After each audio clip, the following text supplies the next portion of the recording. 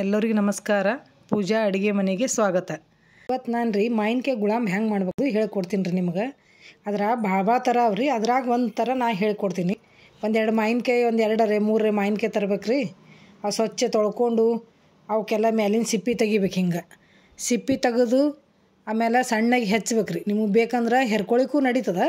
ನಮ್ಮ ಮನ್ಯಾಗ ಹೆಚ್ಚಿದ್ದು ಇಷ್ಟ ಆಗ್ತದೆ, ಅದ್ರ ಸಲುವಾಗಿ ಹೆಚ್ಚೇ ಮಾಡ್ತೀನಿ ರೀ. ಸಣ್ಣಗೆ ಹೋಳು ಹೆಚ್ಚಬೇಕು. ಹೆಚ್ಚಿ ಅದ್ರೊಳಗೆ 2 ಮಾವಿನಕಾಯಿಗೆ ಒಂದು ಅರ್ಧ ಪಾವ್ಕಿಲೋದಷ್ಟು ಬೆಲ್ಲ ಕಲಿಸ್ಬೇಕು. ಕಲಿಸಿ ಮುಚ್ಚಿಡ್ಬೇಕು ರೀ. ರಾತ್ರಿ ಮುಚ್ಚಿಟ್ಟೆ ಅಂದ್ರೆ ಮುಂಜಾನೆದ್ದು ಕುದಿಸ್ಬೇಕು ರೀ.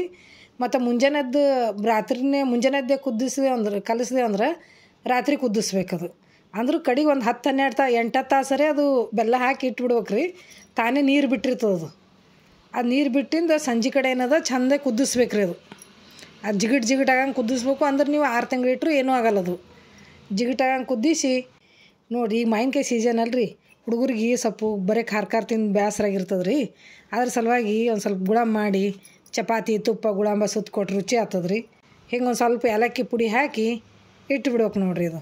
ಇದಕ್ಕೆ ಗುಳಂಬ ನೀವು ಎಷ್ಟು ದಿವಸ ಇಟ್ಕೊಂಡು ತಿಂದರೂ ಚಲೋ ಅನ್ನಿಸ್ತದೆ. ಈ ವಿಡಿಯೋ ನಿಮ್ಗೆ ಇಷ್ಟ ಆದ್ರೆ ಲೈಕ್ ಮಾಡಿರಿ, ಎಲ್ಲ ನಿಮ್ಮ ಫ್ರೆಂಡ್ ಫ್ಯಾಮ್ಲಿಯವ್ರಿಗೆ ಶೇರ್ ಮಾಡಿರಿ, ಸಬ್ಸ್ಕ್ರೈಬ್ ಮಾಡಿರಿ.